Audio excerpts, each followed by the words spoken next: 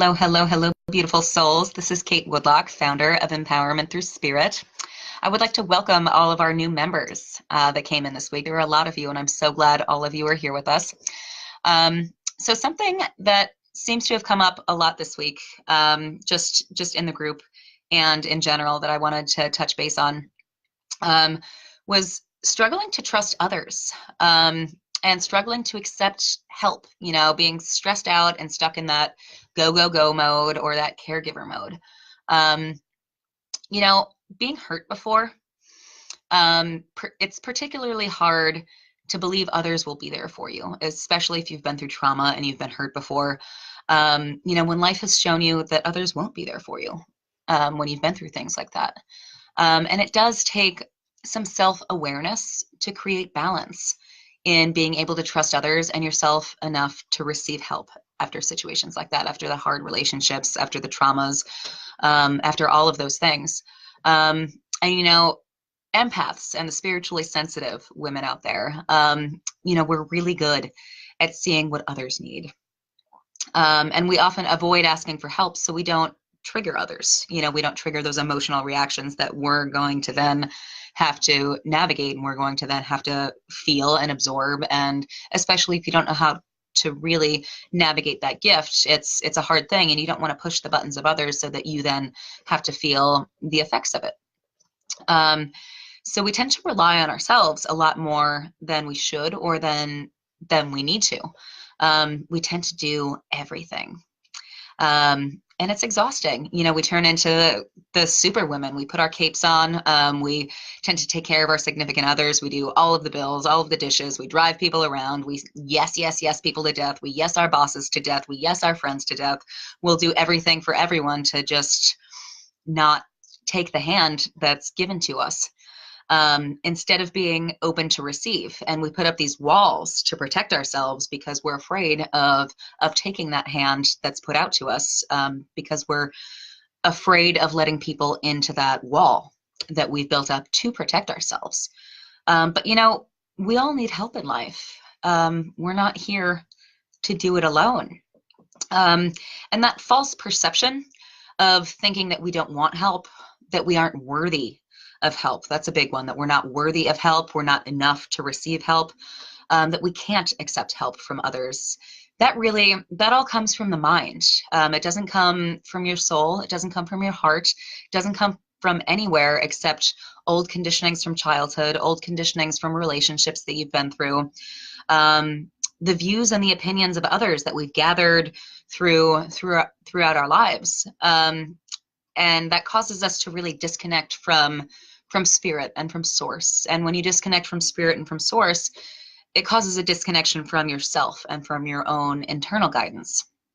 And when we're connected to source, when we're in that place of connection of who we are, and we're connected to source and all that surrounds us, we automatically, without even having to try, we attract the right people into our lives that will be able to help us on that highest level.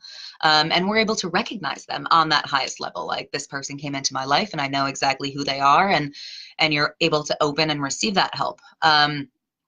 And you're also able to recognize who to not trust and who to not help. Discernment, that's the word I'm looking for, that one. You're able to discern who to trust and who to not trust. And it's easy to do that when you're connected. It's automatic. You can do it with ease and with grace, and it's just an innate automatic thing within you. But when you disconnect, through that mind space of, I'm not sure, throughout the traumas I've been through, I'm afraid of this, I'm afraid of that, I'm pretty sure that's happened before, and I recognize this from a trauma I've been through. When you get into that headspace of the old things that you've been through, and you run through those loops in your mind of that fear-based, that fear-based, like, I think I'm scared, attracting those right people seems a lot harder, and it doesn't happen as automatically. And when you're not aware of putting other people's views and opinions ahead of your own internal guidance, because it does just happen, it's not your fault. The mind kind of runs its own show sometimes, and it's a really easy thing to do. But when you're not aware of it, we start not trusting ourselves. And that's one of the biggest problems, not trusting yourself to make your own decisions about other people.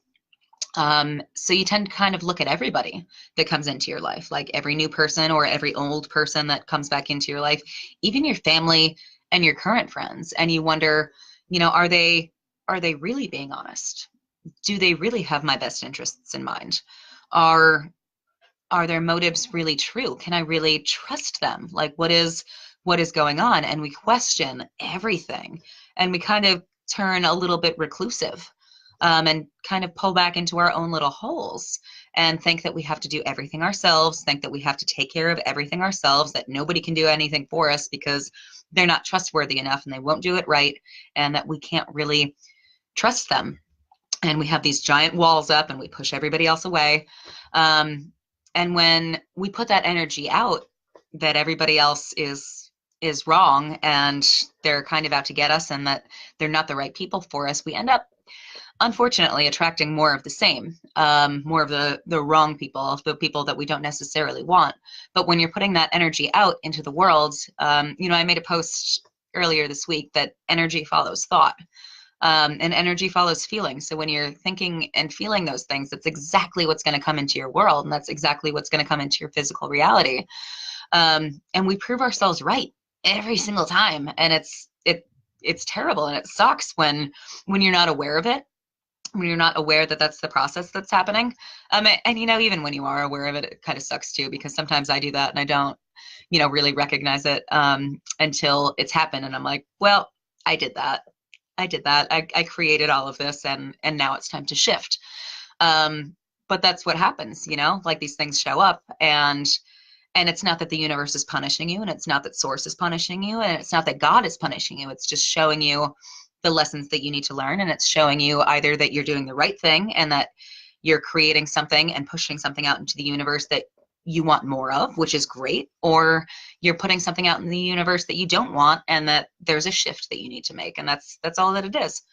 But we're all here to have relationships and energy exchanges with others. We are human beings. We are social beings, and it can be really, really, really lonely and an isolating feeling to feel like nobody's ever there to help you. And nobody ever will be there to help you in the way that you want them to be. And it can really cause frustration and resentment. Thinking, like that the people that are closest to you aren't there to support and love you in the way that you want and need to be loved and supported. Feeling like, you do everything you can for everybody else and nobody ever gives it to you in return, and wondering why that is, why nobody's ever there for you in the way that you are for them. And that can create a lot of anger and resentment, and that's a lot of pissed offness, if that's not even a word. I just made that up, but but a lot of pissed offness. But it is, and that's fair. But it is important to have an awareness of your own energy, and your communication, especially as spiritually sensitive people, because that's why we get pissed off, because we're so sensitive and we're so aware of the emotions of others and our own emotions, and we can kind of get lost in that, our own emotions and all of the flying emotions of other people and things like that. But a few questions that are really good to ask when you're in that state of resentment and that anger. Have you been clear about wanting help? And being able to lovingly accept help, because I've been in that place, like really wanting help, but not being really open to receiving it. And that pissed me off even more, like years ago, when I like really wanted help and I was angry at everybody for not giving me help, but I wasn't open to receiving it. And it's a really common thing when you've been through trauma and when you've been through abusive relationships, just wanting help and needing help and doing everything for everybody else, but then putting that wall up when people want to give you help and you're like, nope, I got it. I can't let you in. Back off. And then people wonder why you're like that, and they blame it on you, and you're like, what are you talking about? I need all of the help. I do everything for everybody else. And then being able, or having resistance to being a part of a community, like complaining that you don't have friends. I used to do that all the time too. And then my friends would call and say, hey, do you want to go out tonight? And I'd be like, no, I'm really tired. I've done everything for everybody all day long. I do everything for everybody day in and day out. Of course I can't go out. No. And then being angry that I don't have friends or a sense of community or people to talk to. So it's a really double-edged sword, but it can still make you so lonely and feel afraid and scared in the world, because it's a really hard thing to navigate, especially when you're empathic and really spiritually sensitive, because you get so overwhelmed, and it's hard to figure out who the right people to talk to are. But when you do hold yourself in the highest light, even when you are going through all of these thick emotions. Hi, Margot. Thank you so much for joining me. I'm glad you're identifying. But when you're going through all of these thick emotions, when you can hold yourself in that highest light and be authentic, even if it's only for a minute, for 5 minutes, even if it's only for, a couple of seconds in the grocery store with somebody that you run into or on a phone call with a friend, it automatically allows others into your space, and then they can be authentic too. They can be their authentic selves.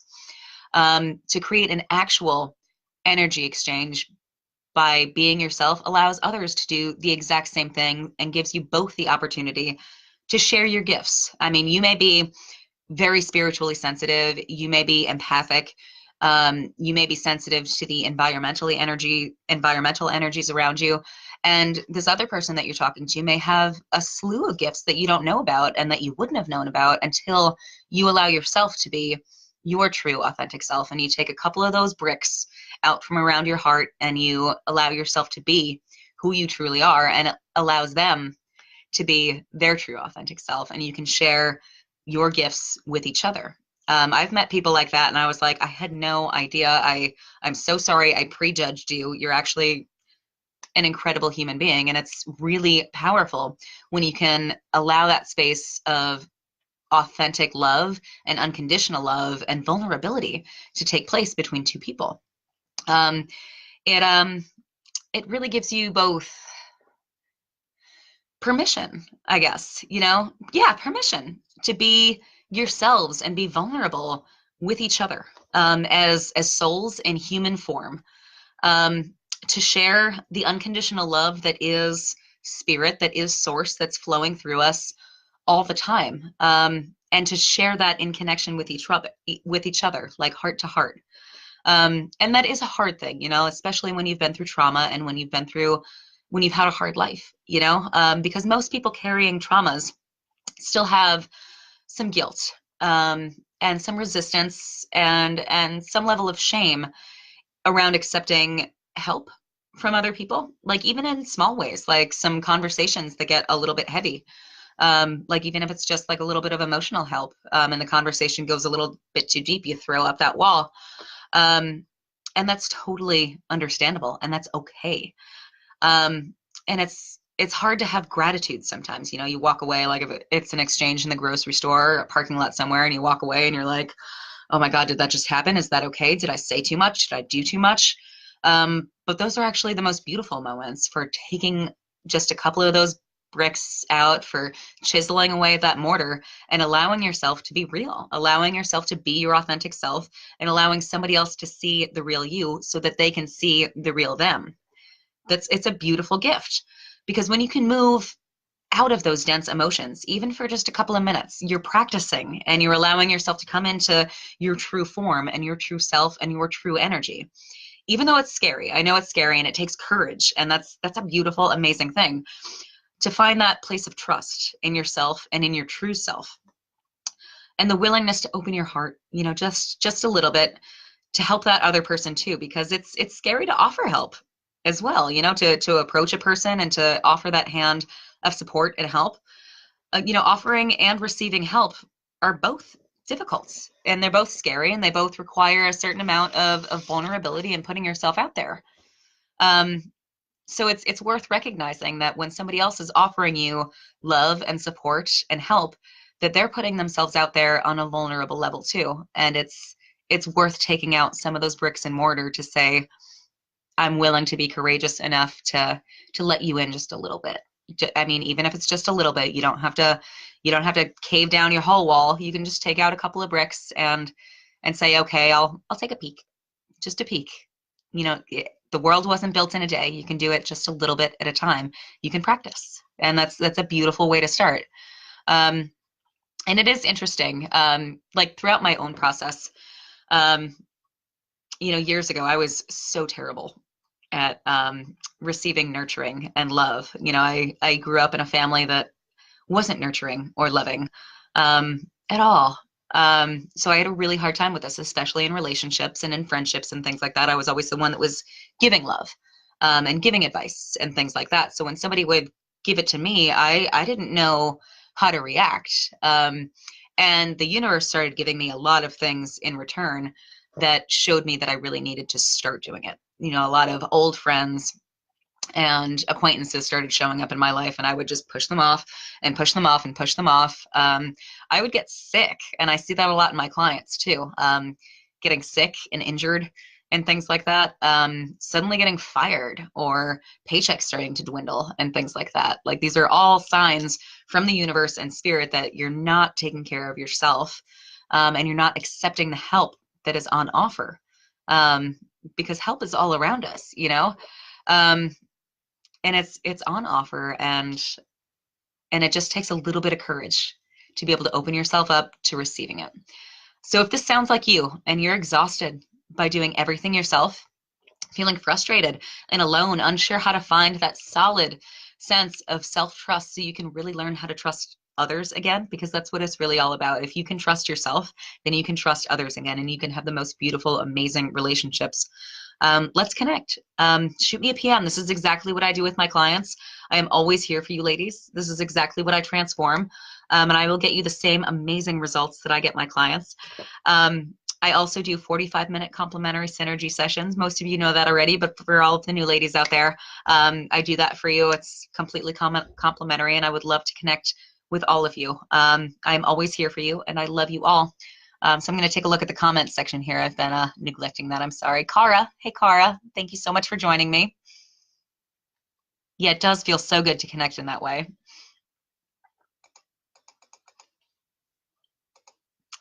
All right, I'll hang out for another minute here or so to see if anybody else has any questions or comments.